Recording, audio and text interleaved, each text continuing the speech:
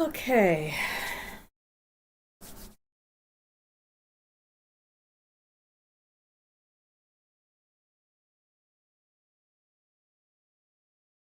There's one person on there. I typed in a message, okay, guys, got it up and running, because we had a little technical difficulty this afternoon. But oh well, these things happen. Today is a Sunday. Light all the candles. Yeah, I don't know why the heat doesn't seem to happen in here like it used to, but it's just wintertime. That's just the way it is. Emoke is coming up.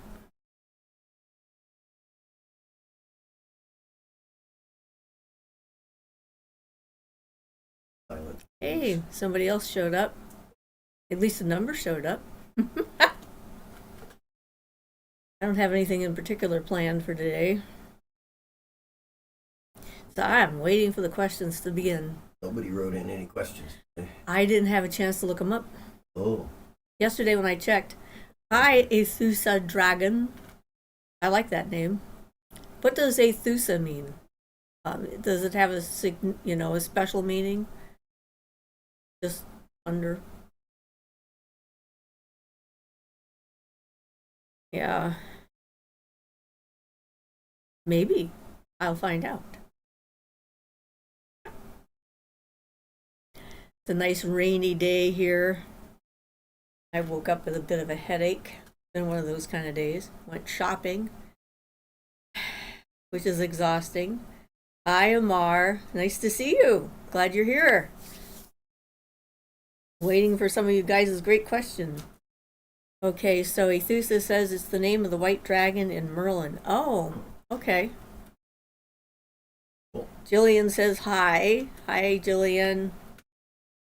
And Jalisa says hi, Siofra. How are you? Yes. Got a bit of a headache and was sneezing like a maniac just a few minutes ago, so I took an antihistamine. Let's hope it works. Tanya says hi, nice to see you. Nice to see you too, Tanya. Hi, Siofra. Tiffany Castro says hi. Always glad when you guys can join in.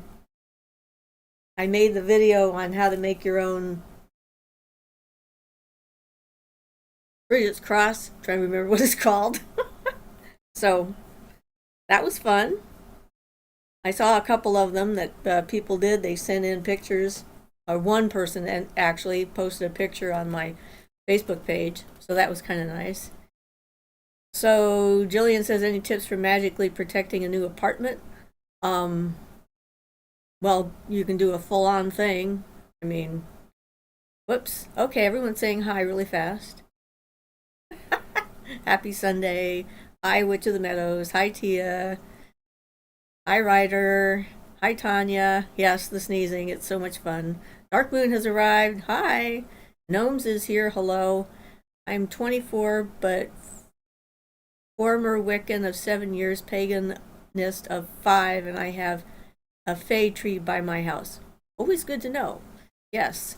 So when you move into a new place, usually the first thing to do is to sort of do a basic banishing. So especially with an apartment, because that means other people have lived there before. And apartments are a little bit tricky because depending on where you are, you can have people above, below, and to the sides of you. So if I'm doing an apartment and I want to seal it up after I'm done, I actually use the mirrors face down on the floor, face up on the ceiling, and then on the walls wherever there might be people to reflect their energy away to help set up a shield and so forth.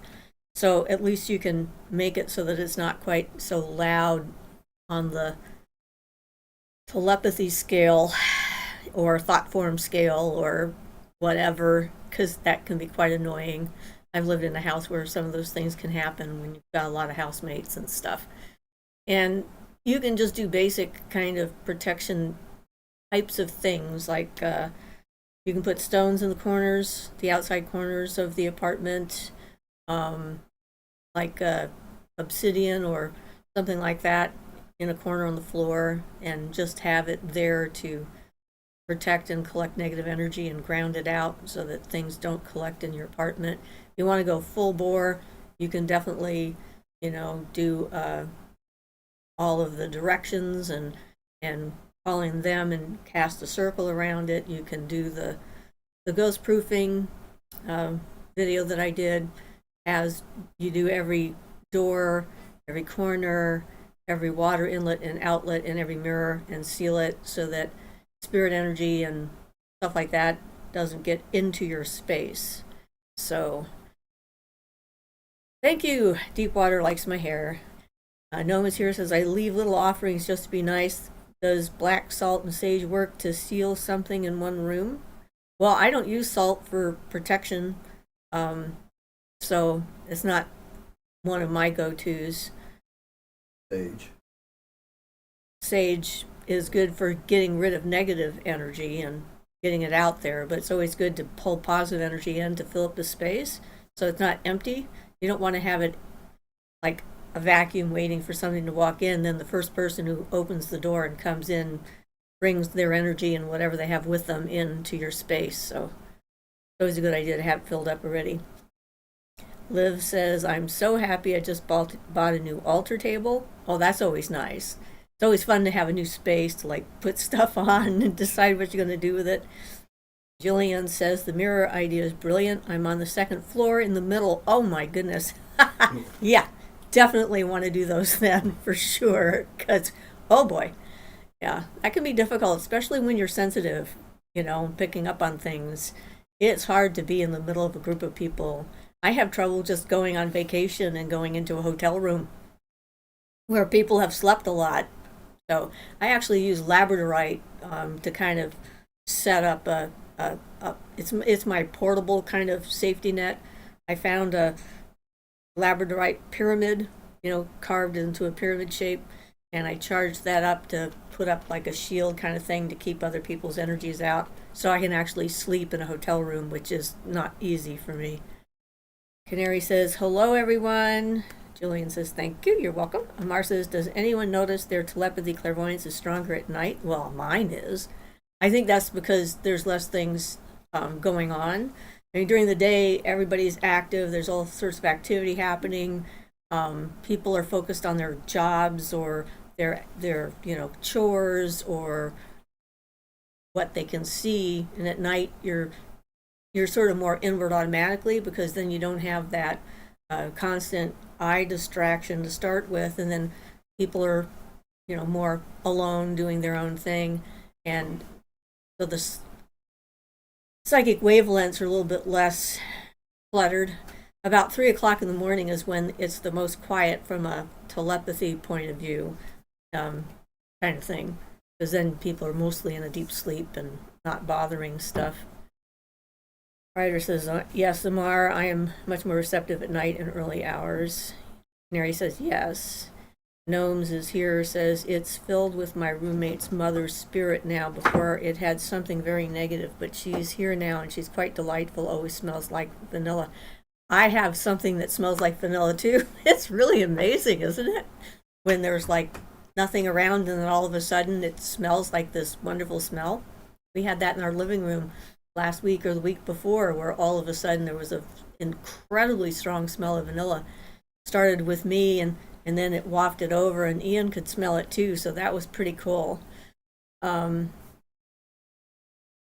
Yes, very strong at night. Canary says, 2 a.m. Oh, look, I have visitors now. Apparently that ain't capable of showing themselves at a more appropriate time. Yeah. Thanks for the feedback, everyone, Amar says. Gnomes is here, says, I'm an indigo. I don't know if that has any grounding, but I'm very much tuned into the clairs, which is great, but at night I deal with spirits more.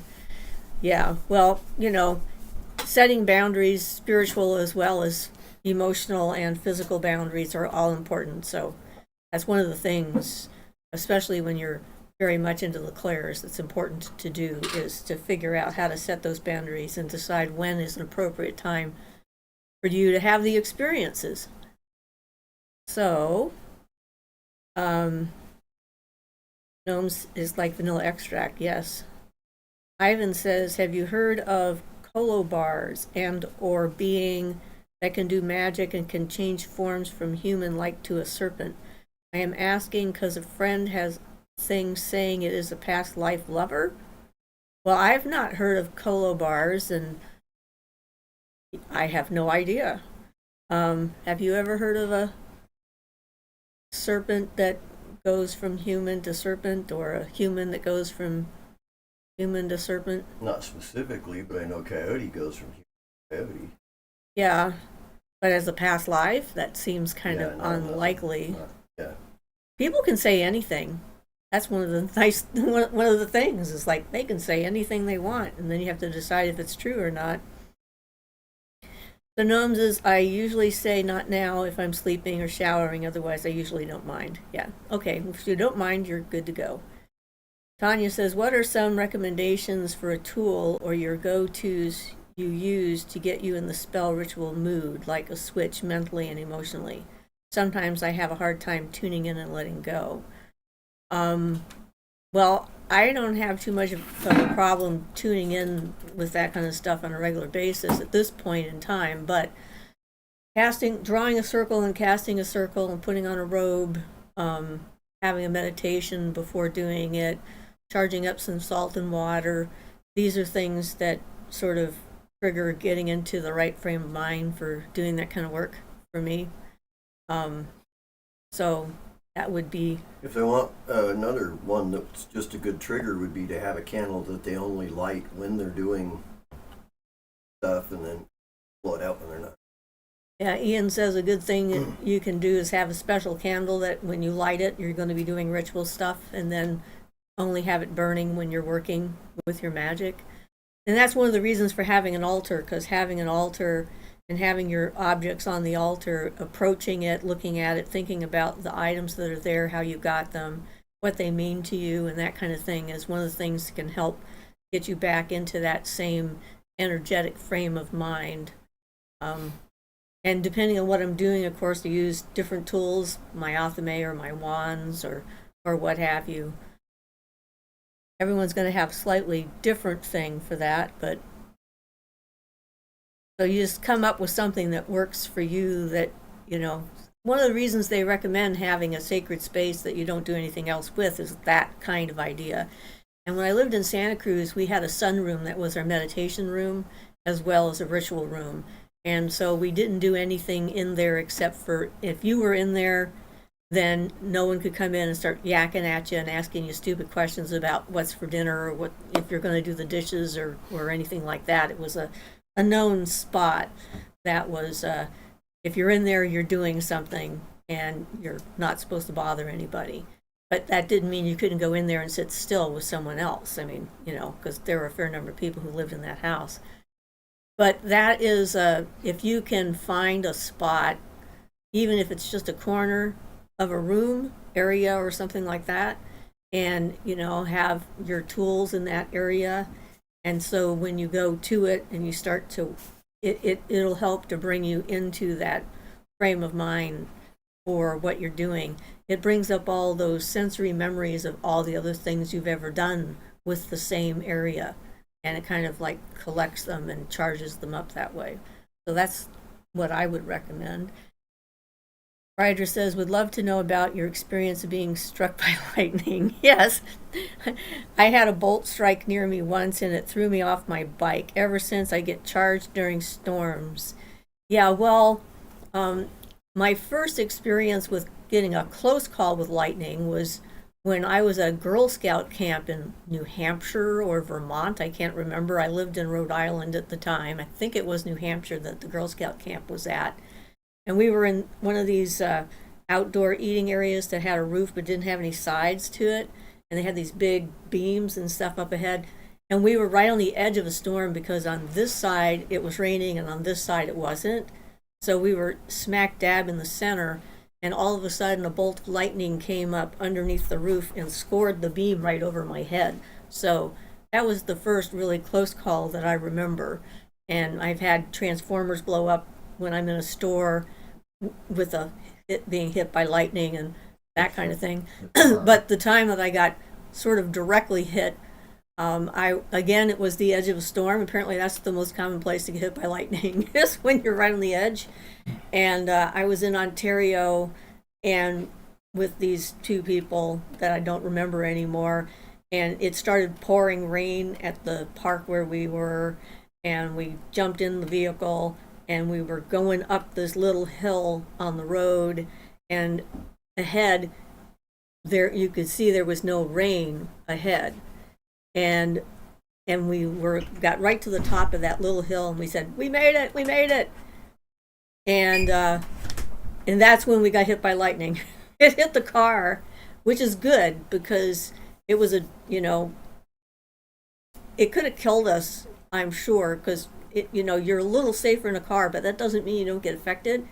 It lit up the inside of the car. You could see the electricity going like this in the air and hear it when it hit.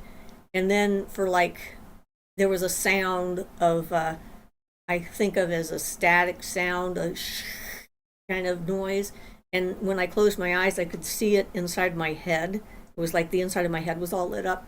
And I hallucinated for 3 days straight because of this extra electrical energy that I had in my head. So, yeah. And because of that, I'm sort of cautious around areas where there's lightning, because it continued to happen after that, where I'd be like shopping in a store or staying in a hotel. I had lightning hit the transformer outside of a hotel I was at. We were shopping in a local bookstore, and lightning hit the transformer on the street in front of the hotel. And we had at my house where I lived in Santa Cruz, it wasn't lightning, but still electricity. And the day that we took my daughter for her coming of age ceremony, and I took her to the beach and we did all that stuff we talked about before, on the way home, there was like fire trucks everywhere, and a seagull had flown into the transformer and created ball lightning that rolled up the road and hit the houses. And there was like a guy next to us who was taking a bath at the time, and he got electrocuted, but fortunately they were able to bring him back. Apparently it was not a good thing for him, but he was okay. And so that was just sort of weird. So there's a lot of that kind of electrical stuff going around. And so I'm careful around electricity. And I also really didn't like it when I grabbed a hold of a electric fence. I'm more sensitive to the energy of it than other people. So Canary says, I think it can be because when it's dark, we don't really use our normal sight. Yes, absolutely. Sounds like shifter, Gnome says, the cola bar.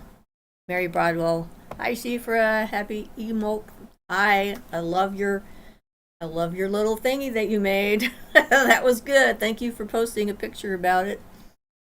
I'm glad when it works that people can understand my instructions, so that's awesome. So Ivan says it's interacting with her through dreams, and it killed her fish twice, and it has been around her for a year now. So this is this cola bar thing. Interesting. I don't know much about it though. Where does she live? Is this a cultural kind of a thing? And Gnomes is here, says, I actually enjoy your videos because I learn a lot from them. Thank you for that. You're welcome. That's why I put them up there. I'm hoping that what I'm sharing is good information. Ivan says, anyway, thank you very much. Love you both. Best wishes. We will thank you very much, Ivan.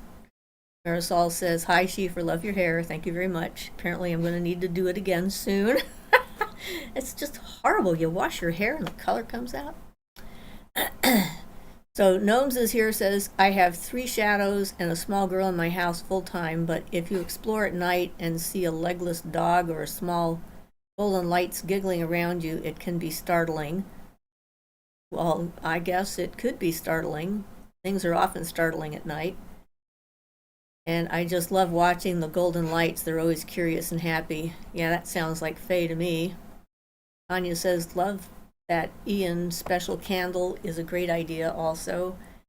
Yes, I've been working on my altar setup. I was thinking a talisman necklace, so many great ideas. Well, we're just full of ideas. Yeah, just don't make a banishing talisman and then you wear it while you're poking a... Ian says just don't make a banishing talisman and then wear it while you're trying to invoke something. So, Which I say out of experience. yes, he did that once and it wasn't happy with him, apparently, at all. It's like, call you in, banish you out. Call you in, banish you out. Yeah, it's not a good look. So, Canary says, any good spells for getting a new place to live? Not off the top of my head. You can probably do a search on the internet and find something that might work for you. You can do a wish board. In general, Mercury would be planetary for that. Right, and Mercury is now retrograde, so that could not help. It depends on your sign and how much that Mercury retrograde affects you. But yeah, I have to look these things up too. That big book of 5,000 spells and other things. So Marisol says, do you think there's such a thing as natural born witches? Can anyone become a witch? Well, I was a witch when I was born, so I guess I was a natural born witch, but then I had to learn a lot of stuff in order to understand what I was and how to control it. And yes, anyone can become a witch. It takes a lot of work. Some people are not going to want to put the work in order to do it, and it's not for everyone. This is not a path that everyone should be following because it takes a specific kind of mindset and attention and focus and some lack of fear to be able to get through it successfully to the point where it doesn't feel weird, I guess. I don't know. But I think that people can learn it for sure. Gnomes is here, says, what does it mean to see without seeing, like with eyes closed or in the dark? That happens to me a lot. And that you're seeing with your astral vision. If you're seeing through your eyelids, you're seeing clairvoyantly or with your astral body. And your astral body can actually do a bunch of different things. I have had some experiences where I have gone and heard a conversation that was outside of my range of hearing because I felt threatened by whatever they were talking about and I wanted to know what was being said. And then it was like I was standing right next to them. So that's something else. You can actually hear things and still know that you're in your own body. It's sort of like you send out a part of your spirit body and hear and see things. And sometimes it's so annoying seeing through my eyelids. It takes some getting used to. And a lot of times I'm going like this, touching my eye to be sure that my eye is closed because it doesn't really seem like it is because I can see things. So, yeah. So that's what I would say that's what that is. So Ivan says Bulgaria is where that is from. So that could be a cultural thing that I'm completely unaware of and don't know about. It's because there's different beings are in different places of the world and the stories that are around about them. So maybe some research into the specifics of that would help her. One thing I know for sure is if you totally believe that something is real, whether it's real or not doesn't matter at that point, because your brain and your body will react as if it were real because you're convinced that it is real. That makes sense. So sometimes it makes it more complicated in order to figure out how to help somebody. So Desideradum says, I wonder if people who are psychically sensitive attract lightning. I have had quite a few experiences, one being blown off my bike and having a burn mark that looked like a lightning strike. So that would be a definite, seriously close call. Good thing you were on your bike, right? You had some rubber wheels between you and the road, so you weren't completely grounded, like I wasn't totally grounded in the car. Although there's experiments that say you're perfectly safe in a car, they don't know what it's like to actually be hit by lightning when you're in a car, because they're seriously silly. Heaven's Very Own says, I never say hi on live chat. Thought I'd say hi. Hi. Glad to see that you're here. Lee Thompson says, hey. Hey back. Rosie says, that's a good thing to know. Is it bad to call upon things while burning a black candle? Black candles are just a colored candle. It depends on what you're calling, whether it likes or doesn't like a black candle. I mean, there's a lot of deities and spirits and stuff like that would be perfectly fine with the color black. Black is often associated with banishing and kind of a universal color along with white. Right, it's a pretty universal color. Again, this is like, I saw something just the other day where someone saw something red and immediately assumed it must be negative because it was red. These are like associations that we have absorbed from our environment that may have absolutely no actual basis in reality. So you always have to look at what it is, what are you worried about in using a black candle. So unless it's something that's particularly offensive to a specific deity that you're trying to work with, I wouldn't worry about it.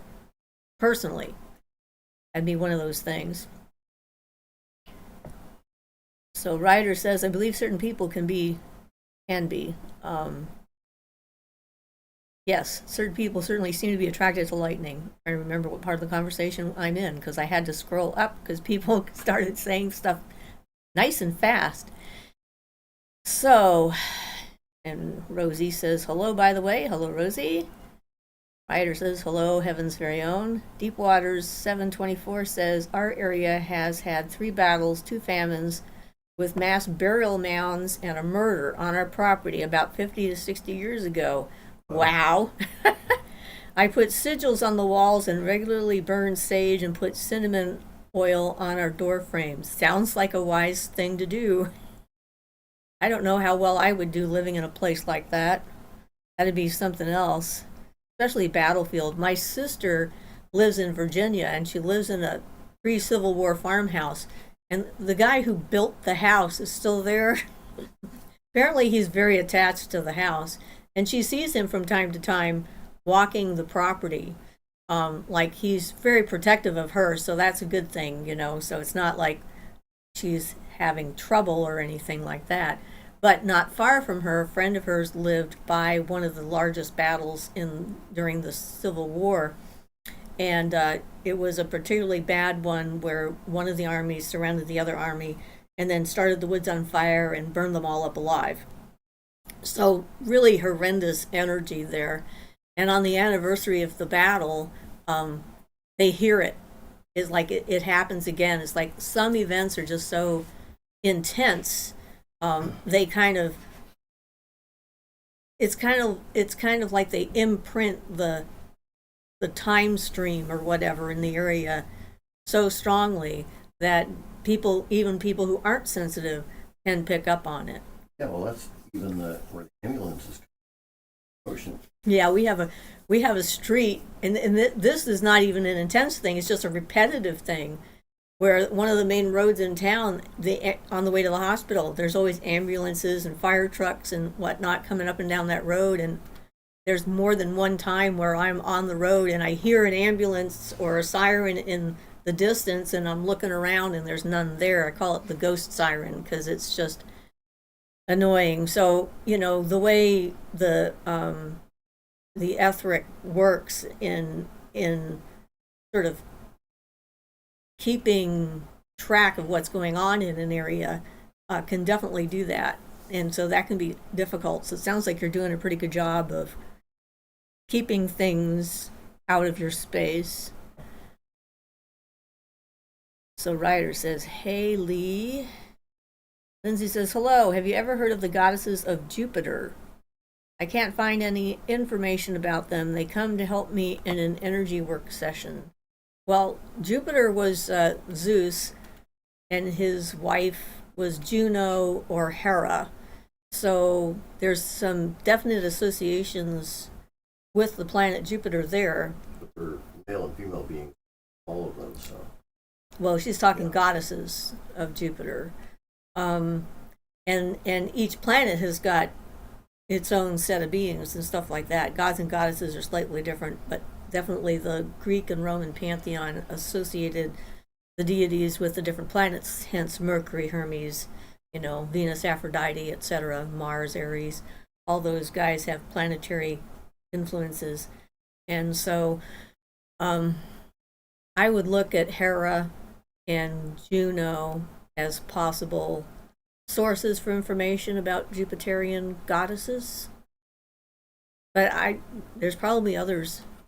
Again, I wish I was a walking encyclopedia. Then I could just look stuff up, in my head and know everything. It would be so awesome. Let's see. Ryder says, hi, Rosie. Rosie says, I have a specific question, and hello, Ryder. Wild Child Tarot says, do you work with the goetic spirits at all? And the answer is no, I don't. Desideradum says, I only hear Ian's every fourth or fifth word, which is why I'm trying to repeat what he says, because he's farther away from the microphone. Then I can stand closer. Yeah, yes, he can stand closer. Michelle says, hello, blessings. Hello, Michelle. Ryder says, that sounds fascinating. Would you love to know more about that? Lindsay, what was Lindsay saying? Oh, yeah. The Jupiter goddesses. Okay. Hello. Rosie says, a spirit guide wants me to learn about the Akashic records. I've learned about them, but I'm still learning how to access that state myself. Accessing the Akashic records is not an easy task, because the Akasha, the fifth element that we work with, is kind of everywhere and nowhere, all time and no time, outside of the normal stream of time, and so it can be tricky. I've only been in the Akashic records a couple of times, mostly for other people.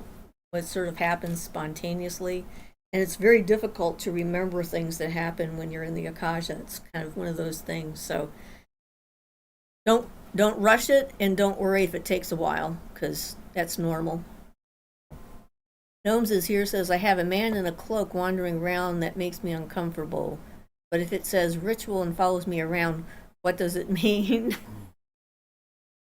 I don't know. Maybe it means that its cloak is a ritual cloak. I typed too fast. I'm sorry. That's okay. I can figure it out. Canary says, good luck. I find when I get there I can't remember anything. It annoys me. We must be talking about the Akashic records. There's a guy that's been struck by lightning over 100 times. He's like some sort of conductor for it. Yikes. That would really mess with Don't want to be him. No, do not want to be him, for sure. Tanya says, a crystal to help you find a new place to live is Dragonstone. Gives support and balance when moving to a new location. Carry it with you when you're searching for a new place to live. Okay, I'm not familiar with Dragonstone. I like it how everybody helps everybody else. So, oops, that's the wrong one.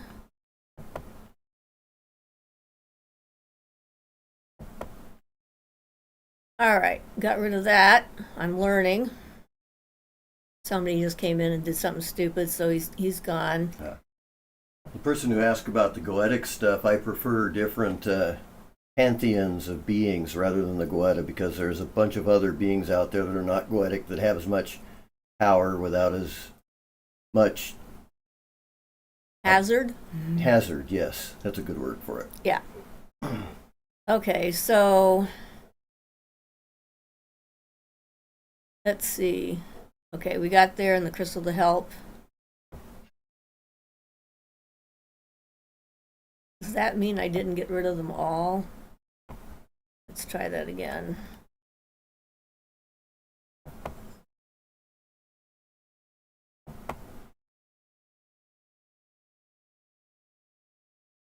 Yes. All right, success. We have a troll. I think I've succeeded in learning how to get rid of him. All right, now we go back.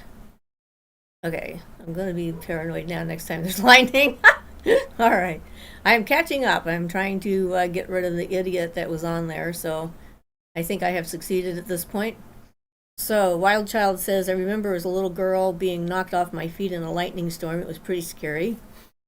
Lightning is very powerful and very strange and unexpected. Rosie says, good to know. Thank you for your perspective. Canary says, at Ryder, I always look at it when it storms, but probably not next time now. Tanya, they're talking to each other. Okay, so Desideradum says, don't know if this helps, but once when I was a kid astral projecting, I had a conversation with an entity that lived within electricity somehow. I remember it was orange and very intelligent, very old. So it's probably some type of a fire being. I'm sure that there are beings that are associated with lightning. The International Space Station at this point is collecting data specifically on the lightning that's above the atmosphere and the lightning that shoots upwards out into space, which they didn't used to believe existed, even though some people saw it. So that's kind of interesting. There's a lot more different kinds of lightning out there than we ever knew.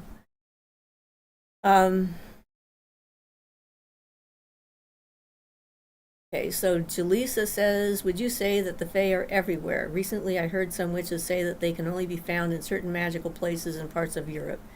I think that this depends upon your definition of Fae. If nature spirits, they're everywhere. If they're talking certain types of Fae that are regional, then they're probably right, but then other places are going to have their own regional beings that are there. So they're right and wrong at the same time. And really, we don't know as much about them as we think we know. So they're speculating, in my opinion. And they're depending upon information given by other sources that we're also speculating. And, I think we make the mistake of accepting that kind of information and just bringing it in and not necessarily testing or reviewing it or questioning what it means in reality, because we have our prejudices. People of all kinds have got all kinds of different prejudices, and they see what they want to see, or they see what they're afraid to see, or any number of other combination of things like that. So the way that works.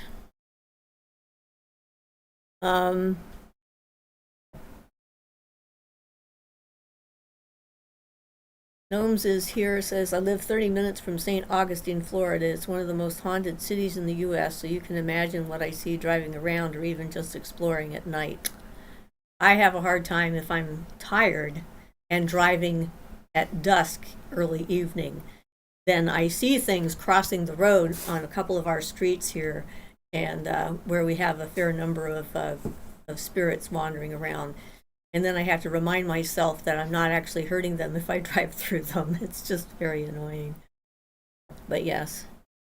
Nisha says, hello, Siofra, Ian, and all. On a break at work and jumping in to say hello. Was this month's full moon particularly strong for anyone else? I don't notice the varying strengths of the full moons. They're all just full moons to me, but other people probably have.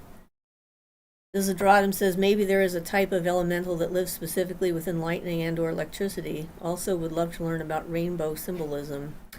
So it would be a good thing to research. I wouldn't mind seeing if there was more information on lightning deities. Yes, Barden doesn't mention lightning specifically, but he mentions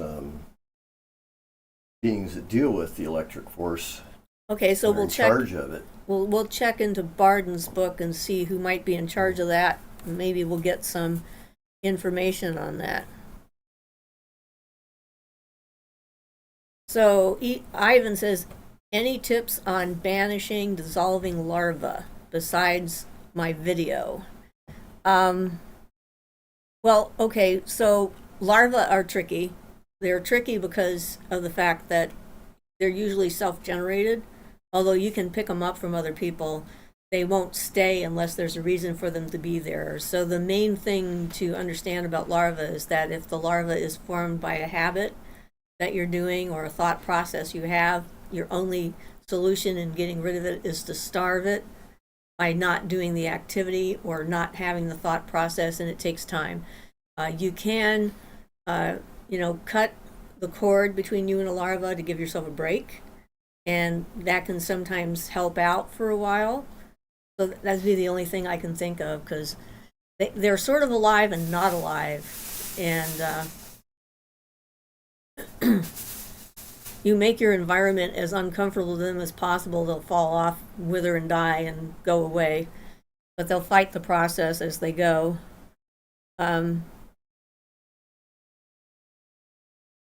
Ivan says, do you know anything about getting through an addiction, like for oneself that does magic, and how can one doing magic can help a loved one with addiction? Addiction is definitely a tricky thing, and we're talking still about the larva kind of stuff. And that's one of the reasons why addictions are difficult to break, is because when you try to change what you're doing, it's like it attracts every situation that you've ever experienced or they've ever experienced that made them want to do this in the first place. So really, what you need to do is psychotherapy, counseling, as well as some kind of medical support sometimes, depending on what the addiction is, if it's a substance addiction. And the cutting of the larva is what I did for my daughter to help her stop smoking, and it helped for a while, but then she started up again. There's only so much that you can do. And you can do that like for people who are like intensely attached to another person and they're trying to get away from them, or they have obsessive thoughts and so forth, which becomes a form of a larva, and cutting cords between them and that. But then they have to do they have to do the other work. It's a frustrating situation for someone to find themselves in. And I'm lucky. I don't know how or that it happened this way, but I have had moments when I knew I was going to become addicted to a substance, and when I knew it, I stopped and never did it again. But not everyone can tell that, or not everyone knows that that's happening to them. It's just some weird quirk of my unconscious, subconscious, and me somehow that kind of saved me from that. So I've not had to get off of something that I felt I couldn't live without. So, yeah, willpower has a lot to do with it, but definitely getting that kind of support and finding out the cause of the addiction in the first place. Even though at some point the substance itself, if it's an addictive substance, there's the physical part of it, but there's also usually an emotional component to that as well. And a lot of times it has to do with having suffered some type of abuse. I mean, my family history, I would be a person that was perfect for having addictions, just because between the addictions that were already in my family and then the terrible things that happened when I was a child. And, trying to avoid those things is one of the reasons people end up getting addicted to certain things. Sort of like a way of numbing or changing reality, or trying to alter their circumstances and make it not the way it is. So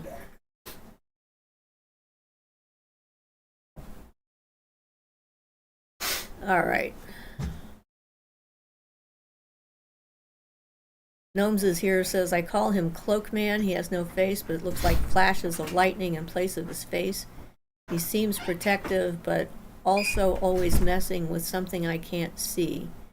I think he's just watching. Well, I guess until you learn more, I guess that's about it. Wild Child Tarot says, yeah, thank you. Rosie says, good job. Oh, I got rid of that guy. Yeah. Lindsay says, thank you. Mary Broadwell says, hooray, good job getting rid of the troll. Yay, I learned. I mean, I tried just blocking it, but then it came back. So then I had to hide it. So that's what I did. Thank you for your insight. Jaleesa says, I questioned those witches' opinions as well. Having recently strengthened my connection with nature spirits, it was a bit discouraging to hear other witches say that they didn't exist, I'm assuming. Are not around, haha. Oh, okay.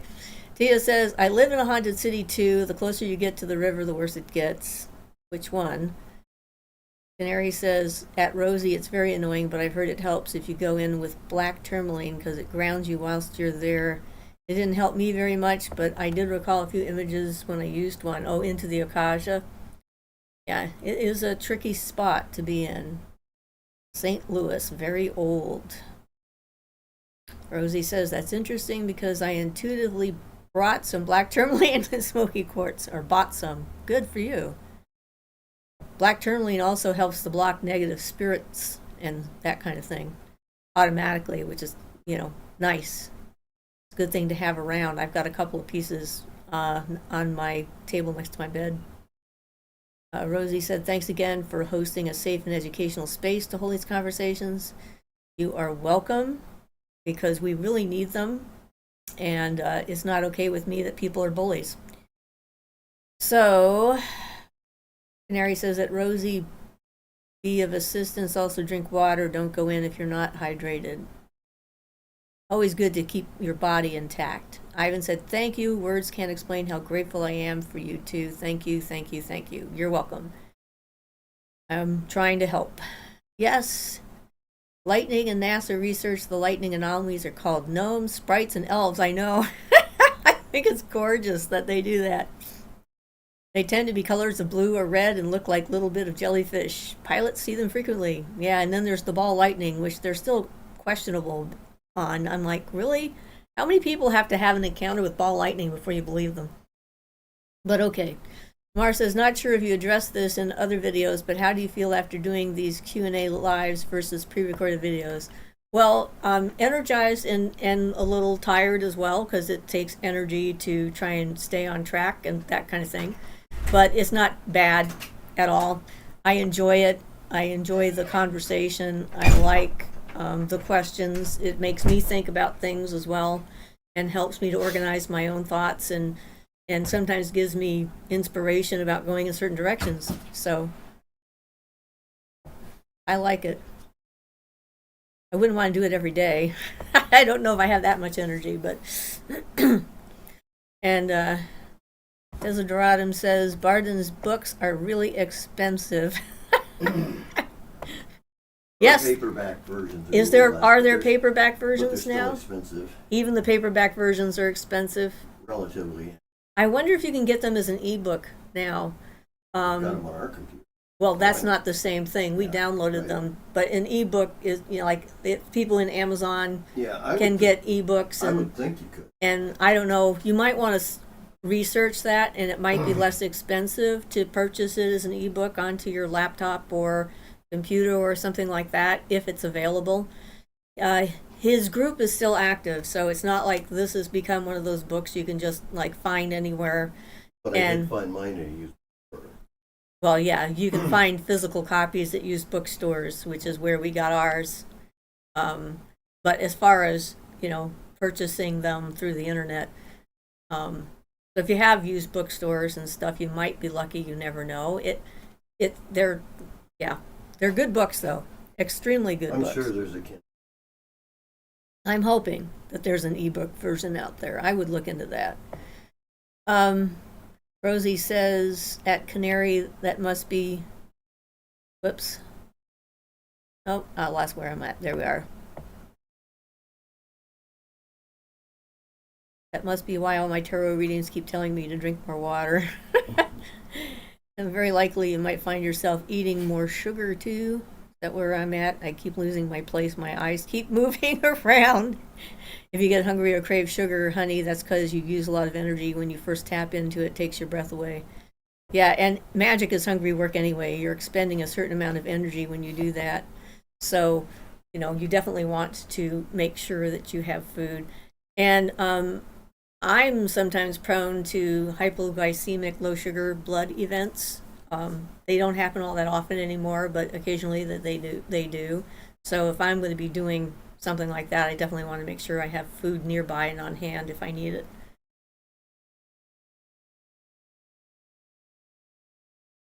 Okay, Gnomes is here, says, I wear tanzanite, but not every day. I also found out it can mess with my pendulum with my own I can mess with my pendulum with my own vibrations. I can't use the pendulum because I mess with them all the time. And I bought a piece of tanzanite, and I had a weird reaction to the piece of tanzanite. My blood pressure plummeted, the upper number. Like, I started to feel really strange, and I checked my blood pressure. It was like 65 over 62, which is, at the doctor's office, they said that wasn't possible. And I love it when they say, you're lying.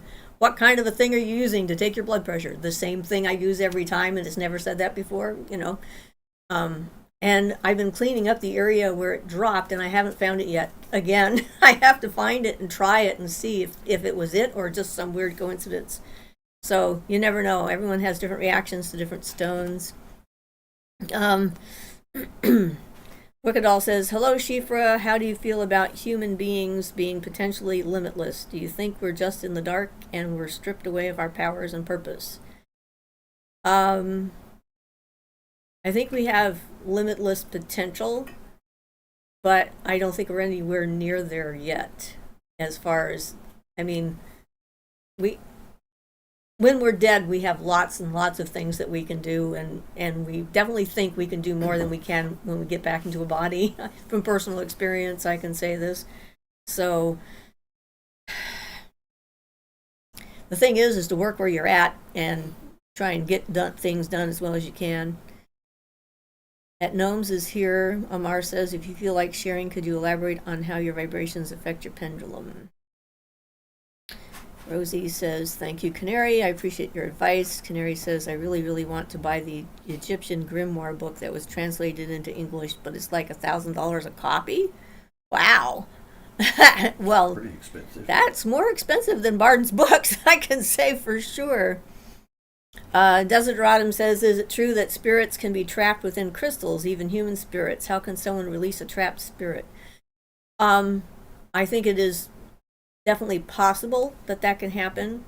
I got a fire spirit that got trapped in my lamp, but I have no idea why it was trapped, really. Right. Ian had a fire spirit trapped in his lamp. He doesn't know how that happened. So we know things can accidentally get trapped. And then there are some people whose their whole thing is trapping spirits in things, which is kind of rude. So to get a spirit out of something that's trapped, well, first you'd want to know why it's in there. I mean, I've met that spirit that was trapped inside of that mannequin, and I would not release that thing for anything at all because it was so malevolent. It was definitely not a nice spirit. It wasn't just upset that it was trapped. It was like, yeah, not a nice being, whatever the heck it was. And someone obviously put it in there on purpose, and I didn't know what was going on, so I decided that was not something I was supposed to try and deal with. You don't have enough information on something, then you need to let it go. But I'll have to think on that. I mean, if it was there in person, I could probably communicate with it and find out what was going on. You would hold it, protect yourself first, so you don't end up with a possession or something like that. But, you know, holding it in your hand and focusing on the crystal, clearing your mind and see what feelings that you got and see if you could develop some form of communication with the being that was stuck in there and get more information that would lead you to figuring out maybe how to help. Some things can be released, like I know that if you feel you have something in you that isn't you, you can get it out of you pretty readily by putting it through running water. Running water on your feet and your hands, it'll pull like alien, but like not you energy out of your body, or influences from somewhere else that are also not you. So it's possible you could do something like that with running water to release the energy from the stone. But without knowing more, it's like I don't want to say this is exactly how you do it, because you can have a similar thing in 10 different objects and have 10 different things you need to do, a different one for each. So, they're not like, this is a one way of doing it. And I've not run across it, so I haven't had to deal with it personally. Usually those things, when they happen, I instantly know what to do, but they have to happen first. It's one of those things.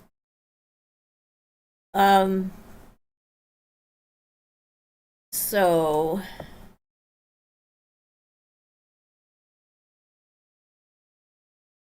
Adam Marr, you can find diagrams on the internet, but usually stronger energies make it move or spin a great deal. Talking about the, yeah, pendulum. Talking about the pendulum there. Amar says, when it comes to seeing energy in the air, like inside, how does it look to you when you begin to tune into it? Like staticky? Well, actually, I was seeing some last night, and it wasn't so much staticky as kind of like wavy, sort of like a heat wave kind of thing. Would be how I would describe it when I see that. I was playing around with my aura last night, looking at my fingers in the dim light. I had my little lamp on and noticing in the middle of my fingers was this violet color, and then the core had that green again. And as I was doing that and looking past, I saw other things similar to like the aura that were moving around in my room, and it is sort of like seeing the current in the air, but not electrical. It doesn't look electrical to me, at least that didn't. Doesn't mean there might not be some of that. So Kay says, could you please give me some guidance on how to release the Fey elemental beings? How do we ensure we don't accidentally trap them? Thank you. I love learning from you. Well, I mean, we've been around for a while, and Ian accidentally trapped a fire elemental in his lamp. So I don't know that there's any way to be 100% sure that you can't accidentally do that, and he didn't know it was there until it got away. Although it was making all kinds of movements around, like knocking stuff over off his bookcase. I can't understand why it should be trapped in the lamp, but when I lit it, it came back out. That was it. Yeah, he doesn't know how it could get trapped or why it should get trapped or whatever in the lamp in the first place, but it was when he relit the lamp that it escaped. So it could have been one of those timing things where he lit the lamp and he didn't know it went into the lamp, and then he blew the lamp out, and then it didn't have the fire to get out anymore. So it's the only thing I can think of as far as that goes. But you just have to be as careful as you can, and if something seems like it's stuck, pay attention to it and see what you can do to help it out, because it's not like you're trying to trap it on purpose. So I don't think there's like a hell to pay, as it were, that kind of thing.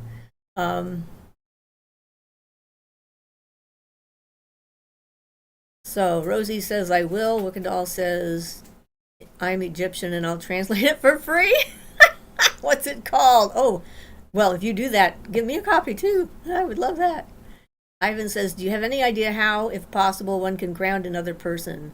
Mellow them down, release from stress, potentially lower the blood pressure that is caused by stress.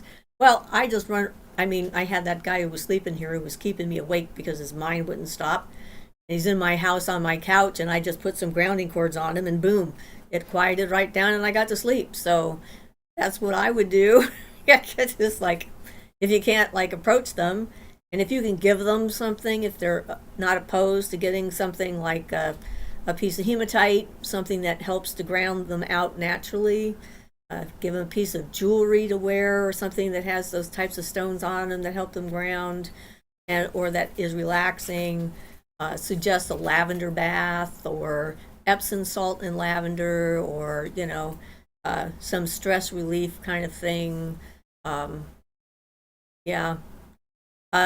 people are just very committed to their stress, so sometimes it works, sometimes it doesn't.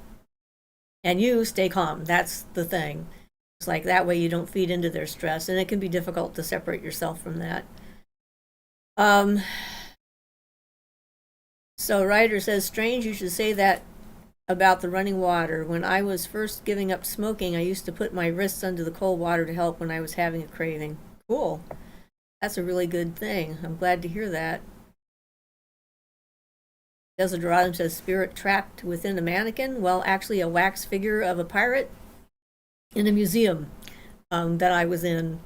And yeah, it was a bit of a surprise. I mean, I've been in wax museums before, and yeah, they look lifelike, but I never get any actual, feedback from them. And looked into this thing's eyes, and it was like, oh. I was like, okay, we're leaving now. We're leaving this room out. I just turned to Ian and said, we're leaving right now. He said, okay, and we walked out the door. It's like, yeah, that thing was in there, then it escaped, and it was gone, and then it apparently was caught and put back because then it was matter, and I could feel it from farther away. That thing was strong enough that at one point I could feel it for 2 miles in either direction. I don't know for sure what the heck was going on, but I definitely kept my nose out of it. That was someone else's business. So I asked about seeing energy to compare and contrast my experience. You're welcome. Gnome says, I see my aura as blue flames and I meditate moving it like weird trance-induced dance. Okay. However we can work with it, that's the way that works. Desideradum says, it's all right, I wouldn't release anything that wasn't an elemental. If it's trapped, there may be a good reason. Yeah, it could be a good reason it's trapped. You just never know. And that's the thing. It's like, things go across my path. That's the way life is. It's like I live my life, and then every so often I get an email or a phone call, or I'm in a restaurant somewhere and suddenly there's a situation, and I look at it and I think about it and like, is this something I feel I can help? And if I'm not sure, then I don't. Or if I'm too exhausted and it's going to harm me, I won't, because you have to take care of yourself. If you're always just doing stuff and trying to correct everything that's around you, that's when I used to feel like, everything was my responsibility and that everything that went wrong in the world was somehow my fault. And that's not a good place to come from. It's not a good place to be.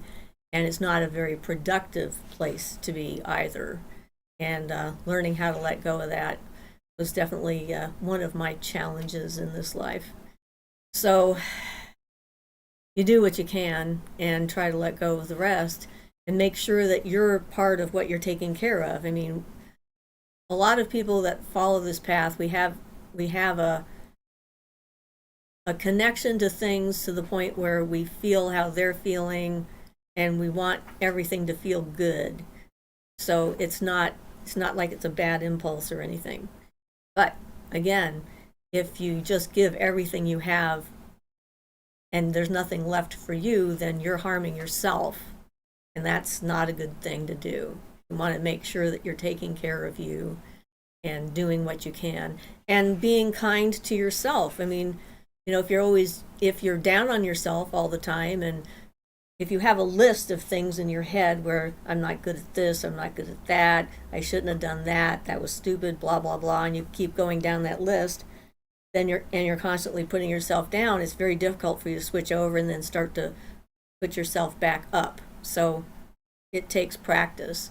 And I know when I first started into some of the therapy that I went through, it was very difficult for me to see any positive in my life. And I had to go through the oily, icky, dark stuff to actually remember the positive things that happened to me when I was a kid. It kind of gets overshadowed by all of that. So, yeah. And it's okay not to know everything. And if you meet someone who says they know everything, run as fast as you can, because they're not genuine. They can't be. Anyone who actually knows stuff knows. So Rosie says, have to go, but have a lovely rest of your day. And that, thanks, you're great. Bye, Rosie. So speaking of auras, apparently I got off on a tangent here. Let me back up a little bit. If there is a situation where something is stuck and I don't know what it is, I call in my guide and tell him to find someone in spirit or whatever realm the thing came from to deal with it. Yeah, that's a good idea. When I'm crossing over spirits, I call upon the people on the other side, no matter what tradition they happen to be in, so that they meet the people that they're supposed to and are taken to the place where they belong. So sort of a similar idea. Was it hard for you to begin meditating consistently? It's always the last thing I want to do, despite how much my higher self wants to do it. I just sort of fell into it. I mean, when I was little, I was given meditational practices from the time I was little. And it would be mostly when I went to bed. And I still do that. It's like when I first go to bed, that's when I end up doing a bunch of stuff. Because that was when I would have whatever the voice was that would teach me something to do. And it would have me do exercises with my chakras. Part of it is a definition of meditation. If you have trouble with the kind of meditation where you have to be still and silent and not do anything, you can switch it up to do a more active form of meditation, like mindfulness, walking, paying attention to everything that's around you, practicing being in your body and being in the moment. Because one of the things meditation is for is to help you get into the moment. In yoga, they just recommend starting with focusing on the breathing for a while and pay attention to nothing else, just as something to focus on. In yoga, they, as Ian says, they tell you to focus on breathing for a while and not on anything else. And that's actually a good one to do, the breathing exercises. I've done those, where you focus on the breath coming in and out of your nose and how it feels going in and out. And then as you do that, try not to change what you're doing. You become aware of what your body is doing, and then try to watch your body without changing your breathing, which is actually a difficult exercise. Because as soon as you become conscious of how your lungs are working and how your diaphragm is working, then you start looking at it and you're thinking, well, I should take a deeper breath or whatever, and then practice not interfering with it and just letting things happen. And that is a different type of meditation. But even if you can only find like 5 minutes a day, it doesn't have to be a long period of time. It's a time of day that you can be still and quiet, even for just a couple of minutes, like when the sun first comes up in the morning or just before you go to bed at night. And, the idea is that we're learning what our thoughts are. The purpose for me of meditation is to get acquainted with who I am and what's going on in my own head. So I know what my voice sounds like, what my subconscious voice sounds like. And that helps me to distinguish between my thoughts and my voice and then the other when it comes in. And if you're not acquainted with who you are and what you are and how you think when you're trying not to think or whatever, then it's much more difficult. It takes a lot longer to be able to distinguish between like the inner guide that you might have or the external, voice coming from a tree or a spirit. Knowing this helps you to recognize that. But without knowing this, when you're little, everything is you, and that's part of the problem. Some people never grow out of that. Some people think that everything is them all the time and have never thought of it being any different. So they have an encounter with a person and they project their own stuff that they haven't dealt with onto that person. And so the whole world just becomes a big mirror for them, and they never actually meet anybody else. They only meet different aspects of themselves and their own personality. So to truly meet someone and get to know who they are, you need to know who you are, and know that they're not you. Otherwise, how can you ask a good question, right? It's like one of the things I like about people is I like being able to ask them questions and find out where they're coming from and how they feel about things without projecting my own feelings on top of it. Takes practice, though. So that's another kind of way of practicing a meditation. So Ryder says, what helped start with meditation was candle staring for 10 minutes. Just relax and focus on the flame. And that's another thing besides the breath, is focusing on a flame. I built that up. I can't meditate longer than 30 minutes. I start to get restless. 10 to 15 minutes at a time. Help me. Violet says, hello, sorry I'm late again. I don't mean to do that. Well, I'm glad you're here now. So yeah, it's like, I think about a lot of stuff on a regular basis. Today, my thoughts were along weird phrases that we have in our culture that we don't even think about, like, no good deed goes unpunished. That's a terrible statement. I mean, if you like sit that in yourself, then why would you ever do something nice for somebody? Because you're going to get punished for it. It's just setup, big setup. It's like things like that. So I like to look at the things I might accidentally tell myself and not do it as well as possible.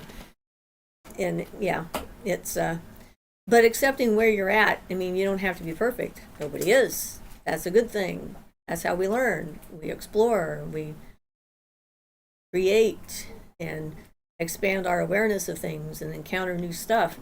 So not being perfect is not a bad thing. It depends on your definition of perfection, I suppose. But for me, perfect would mean that would be the end. You wouldn't have to do anything anymore because all things are known. And I like the idea of learning and exploring and having new experiences, so not wanting to be perfect. Canary says, have you ever had a spirit just stand there like for days on end?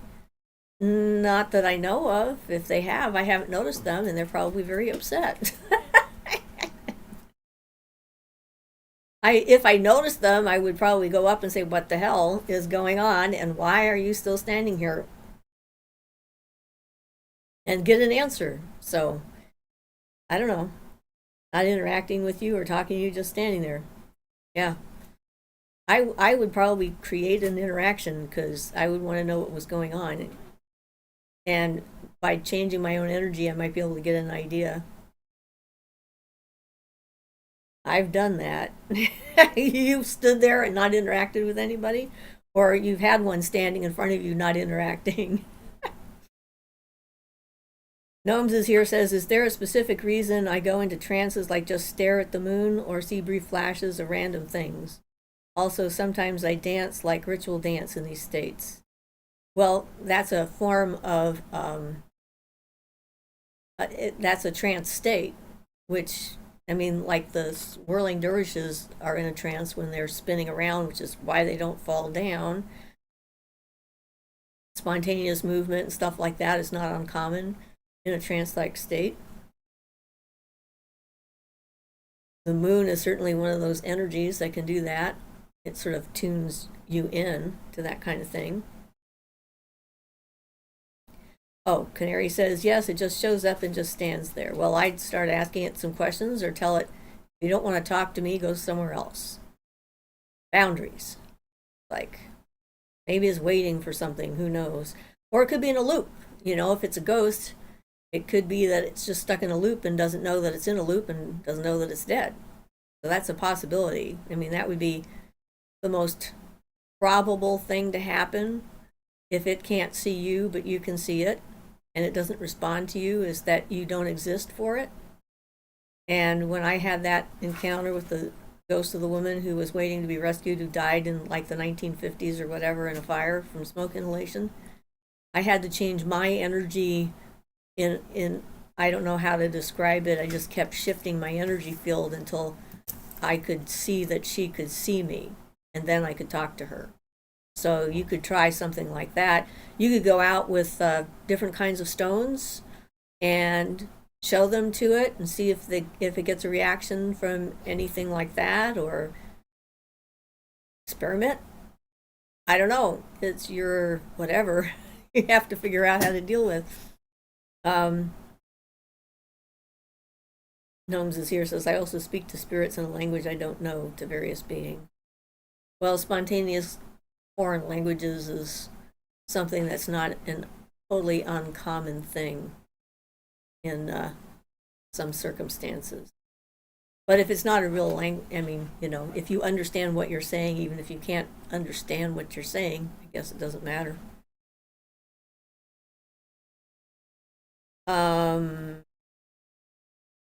Writer says, got that song going through my head, Stand By Me. Amar says, that sounds funny to me, Canary. Canary says, I'm like, hello, but I don't get any vibe from it, and it doesn't mean me any harm. I once put my hand where it was, and then it left, but it came back. Did you have a cold sensation when you put your hand in there, or any kind of a tingling or anything? Mar says, when you say you shift your energy field, what does that feel like to you? Or more so, how do you go about doing it? Which is a good question. I don't know how to explain it except, well, since I'm good at separating out my different bodies, I know the difference between my physical body, my astral body, my mental body, my spirit body. So I have that awareness of different parts of me already. And I don't know how to explain exactly what I did. It was like I just tried on different energy fields. I don't know. I just kept like, shifting up and down or sideways or yeah, it's I don't think I have a language to describe that. But I just did it. I watched her and I was trying to figure out how to communicate with her.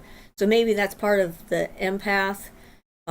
Maybe I was automatically trying to tune into her energy as an empath, which is one of the skills I use a lot when I'm dealing with ghosts and stuff like that.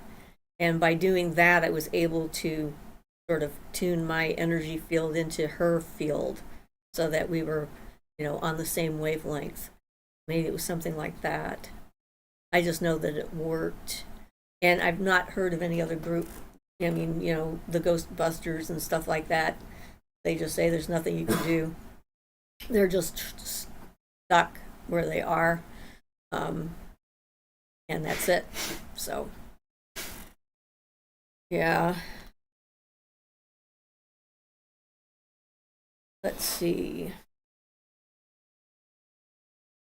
Okay, says Ryder, thank you. Canary says, yeah, it tingled. I decided to just send it healing and ask my guide to talk to it. Not a bad solution. And Ryder says, like changing the frequency on a radio. Yeah, or like changing the frequency on a radio station. Canary says that Amar kind of creeped me out because even negative entities I get some reaction from, but it's kind of funny. I think its energy was very gray. Yeah, who knows for sure. It could have just been existing in a slightly different reality than the one that you are in, and yours allowed a view and its didn't. Kind of possible. So Gnomes is here, says, is it true there are different energies like spiritual, physical, nature, elemental, mental, etc.? Yeah, there's a lot of different energies out there, and different vibrations and colors and all sorts of things. We're tuning in the radio stations. Yeah, that was sort of how it felt, like I was tuning in a station. Miranda says, how can you tell the difference between a normal dream and going to actual astral realms? I had a dream I was in a Fey clothing store. Oh, that sounds fun. And I was given a gift there. And I keep having dreams about eating and drinking gold. I drank champagne with gold flakes in it at the store. That sounds like you're getting a dream about a psychic gift, something special, something to celebrate. Gnomes here says, I once followed a falcon fly around the forest for an hour and guided me to my dog who ran off with its leash on. But found out I have 3 animal guides, a wolf, an owl, and a falcon. It's really, the more research we do, the more it seems clear that you can have multiple animal guides. And some of them come and go. Some might stay with you for your life. Some might just be with you for a period of time because you need them at that point in time. Some of them might be related to your chakras, and what you need to learn, how to awaken that particular energy center, and so forth. Gnome says, I'm often visited by crows ever since I was a kid. Yeah, I like birds. Yesterday, I was it yesterday or the day before? I was sitting in the living room and had the window open, the curtains open, and all of a sudden I looked out the window and all of my wires were covered with crows. They had, because they know I can see them from there. They eat on the other side of my lawn, at the where the kitchen is, at the other end of the house. But they line up there, and then they wait. And I saw them, and I'm okay. They know what I know what they want. They want me to go outside and give them some peanuts, so that's what I did. But I thought it was pretty funny, and they do that. Today they got me to feed them twice. I fed them when I left to go shopping, and then I fed them when I came home because they saw me come back, and then they flew on all of the wires and started cawing at me like, "Hey, hey, hey, hey, hey, come!"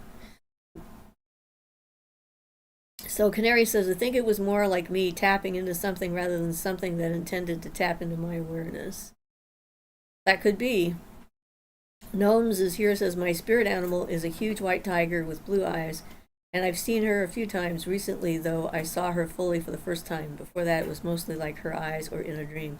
My granddaughter has the opposite of a white tiger. She has a black tiger with white stripes instead of a white tiger with black stripes, but I think it also has blue eyes. And she's seen that since she was a child, and I see her animal guide from time to time. I'm the only one in the family besides my granddaughter that's seen it.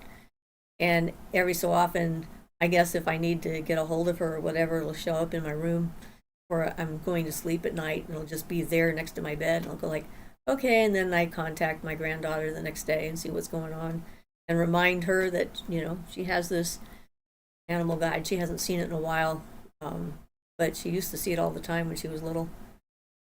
So, yeah, Stand By Me.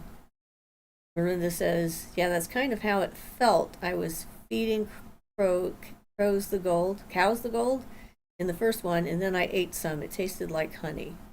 Yeah, because gold is kind of one of those symbolic things that has to do with not just physical wealth, but but something precious and pure, because gold is one of the metals that never tarnishes, and it's got this ability to stay true to itself without having to change at all. So it seems like a positive set of images for sure. And the fact that it tasted like honey seems nice too. And bees, gold and bees, things like that, you never know. Sometimes it's not easy to tell if you're having an out-of-body experience when you're dreaming. Sometimes it is, like when I went to the moon for flying lessons and my son was there. That one seemed pretty clear that it was an actual out-of-body experience and not just a dream. But yeah, so I think that's pretty cool. It's awesome. So Gnomes is here, says, "Mine has kept away malicious beings before." And I have the similar kind of thing happen a few years ago when we were under attack, psychic attack. Why people decide they think they should do that is beyond me, but some people are just not nice, I guess. I knew something was up because both of my spirit animals were pacing, and sometimes one of my spirit animals will stop me from going places. Like even in the astral, I was doing some work with the elements, and I decided to try going down the tree into the underworld at this one point, and my panther stepped in front of my feet and stopped me from going. So I took that as a pretty clear indication that I shouldn't go down there right then. So I turned around and came back up the root into the trunk of the tree instead. So it's whatever part of us that they are, or whatever they really represent, they can certainly help us to stay out of trouble sometimes and know things that we might not consciously know. So Canary Ryder says, "The canary, stand by him next time to see if anything happens." I did do something similar. I started to like even wave my hand through it to see if I got a reaction. Although I was super nervous when I did it. Yeah, that would be something, wouldn't it? It's like you're starting to go back and forth between a spirit being, and then all of a sudden it notices what you're doing, it looks at you and goes like, "Excuse me," and then it's like, "Ah, it saw me." So, Gnomes is here says, "Can shadows be attached? Because one of the ones here has been following me since I was young, and it scares me, but it just watches, and when I look at it, it vanishes." I don't know the answer to that. There's still a lot of just anecdotal but lack of solid information about the shadow people. And you can, of course, do things to keep it away from you. So if you don't want to have it around, if I'd say go away and not let it come back. My spirit animals will growl at certain people. Ha! That would be interesting. And at Raider, I even wondered if it was like trapped emotion. Gnomes is here says, "I've had a dream where I was meeting Hades at one point, but I don't know why, and I showed him respect. I have a great deal of it for him. He watches over many people I miss dearly." Yeah, I met Anubis in a dream, and that was certainly very interesting. It's always a good idea when you meet a god form in a dream to show it respect, or in any case.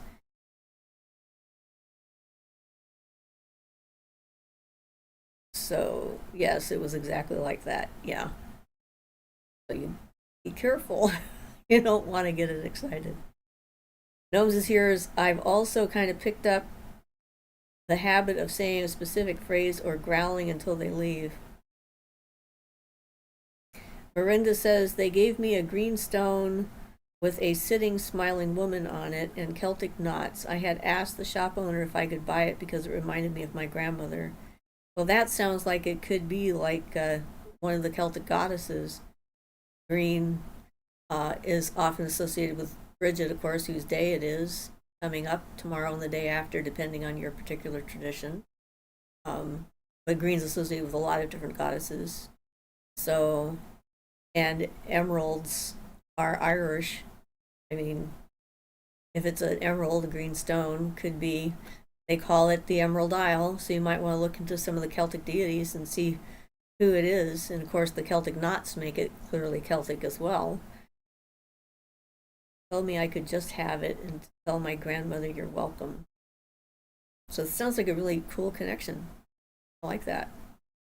I like it when I find shops in my dreams.